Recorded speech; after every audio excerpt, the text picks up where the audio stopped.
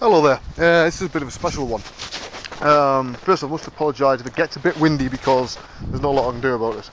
Incidentally, I'll show you, as you can see in the distance, just over that hill there, the wind turbines aren't working and it's windy. Told you, it's only working about 50 miles an hour. We don't get those winds. Anyway, yesterday was important to me for two reasons. Probably not to anybody else, but it was to me. Firstly, it was my 37th birthday.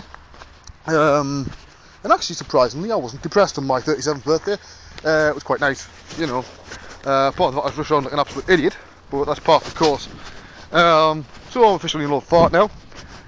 Two, as luck would have it, a 3D print got arrived that I'd ordered a while back. Now, it wasn't the one through 3D Total, because there's a reason for that I didn't go through them. One, they weren't doing them at the time, and two, it was sort of an agreement I had with this company. It's a model that's designed by Glenn Southern, and I sculpted it for a game called Salvation Prophecy.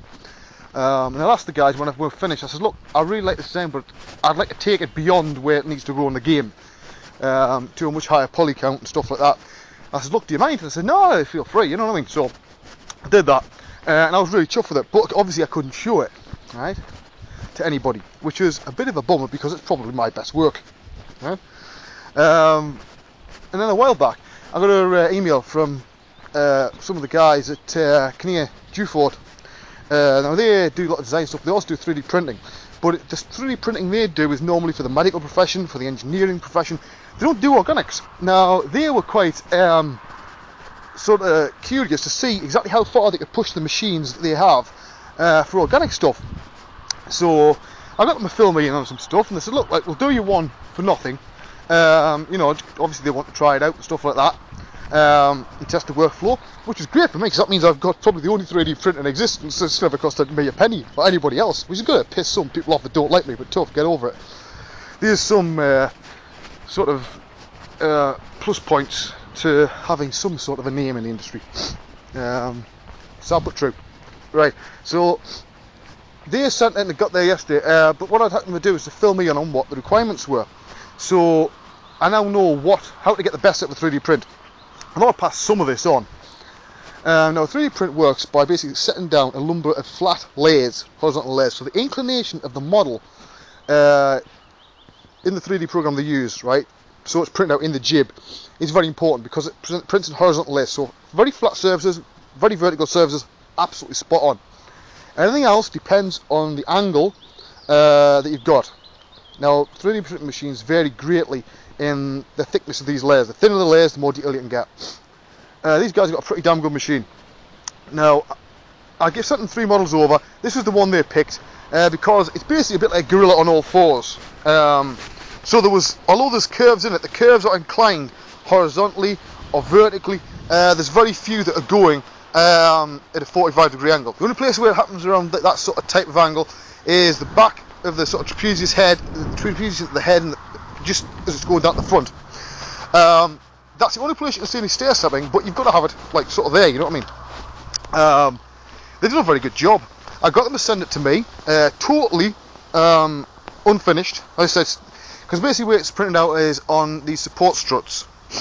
So I got them basically just break those off, you know, Dremel those off, and give it a coat of grey primer. Because I've got a number of clients that are interested in having stuff made and printed out for prototypes and stuff like that. So what I'm doing is going to a number of these companies, and the one that wins will be the one that's the cheapest, because I'm going to make a bit of a profit here, and also the one that gives the best quality. That's what I'm after. So that's the reason why I went for unfinished. Now, what it does mean, of course, I've got to ask the guys at Salvation Prophecy whether they mind me showing people a 3D print. Now, I've got to admit, I will be mega pissed off if the answer's no.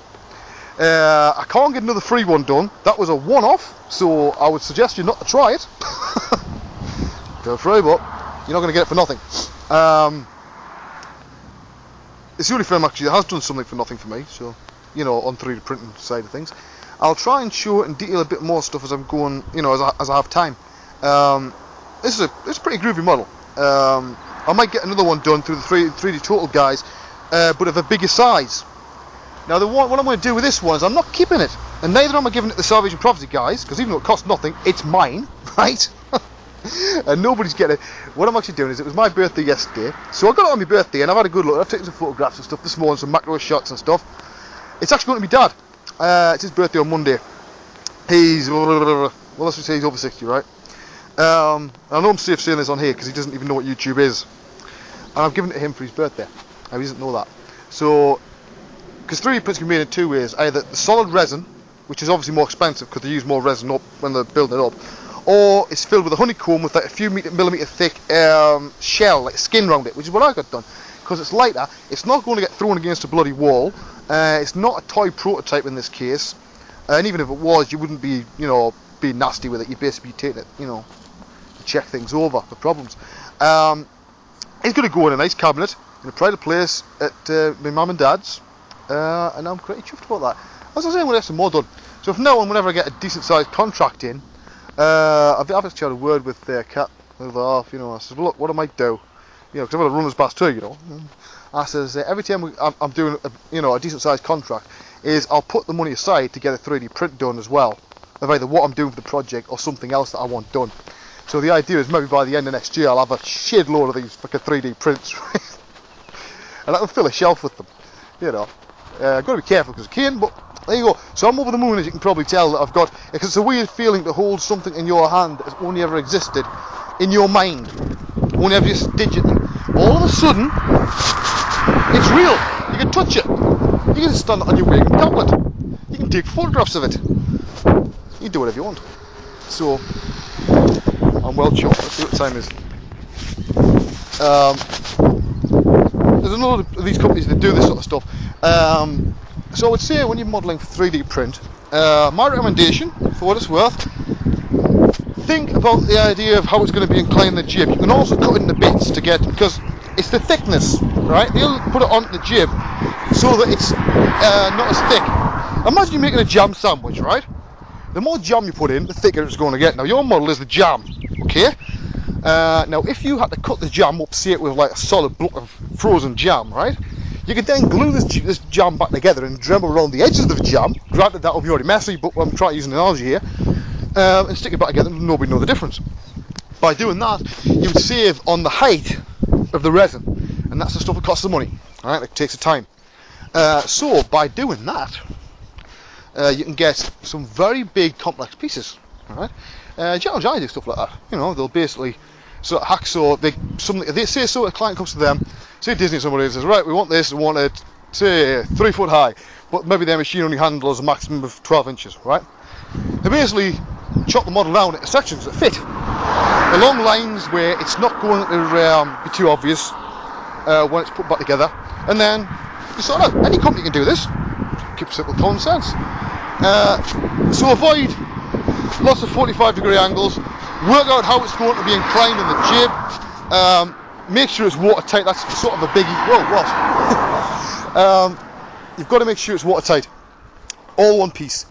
No flip polygons. Your topology's got to be, you know, as good as it can be. But do make sure the company can handle the polygon count you're sending over. Because they do have limits. They have the limits of the size of their machines, the same as we have with ours, right? So in this case, they couldn't use the level 8 mesh because they couldn't load it. So they had to load the level 4 instead. Now they learned from that. That meant that they now know that they've got to go and get some nice quad cores with plenty of RAM in them, right? Because as I pointed out, the poly count of this was pretty mild in comparison to what a lot of people use, right? So there's plus points, some things, to having DVDs out and articles and books and stuff, because you get these nice little things that come along. So I know it's going to annoy the shit out of people that are spending like money getting these 3D prints done, and I've got one for nothing. But let's face it, I don't have a whole lot of good luck in my life, right? So I think I deserve a little bit now and again. Besides, it's for me dad. Right, I'll catch you all next time. This isn't a proper weighing cast, which I've got to find another name for those things. So I want to get going now. I've got the rest of my work to do, because I've got a really bad back today, and I want to get back. And the shop was closed, so I couldn't even buy a drink. Crap day. Oh no. Right, I'll see you all next time. Bye bye.